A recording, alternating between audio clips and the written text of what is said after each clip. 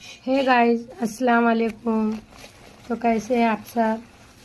आज का हम लोग का डिनर है। देखिए गाइस, हम लोग आज ना रोटी घर में नहीं बनाए गाइस। इसके लिए हम लोग बाहर से तंदूरी मंगा लिए हैं। तंदूरी के साथ ना मेरे हस्बैंड ने डब्बा गोश्त भी लाए हैं और हम लोग ने ना चावल और चिकन का सालन बनाया। तो ये हम लोग के घर का पहले से बना हुआ चिकन था गाइस। चिकन का सालन और चावल मैंने बनाई थी। और रात का बचा हुआ हम लोग के पास ना पुलाव भी थोड़ा सा है।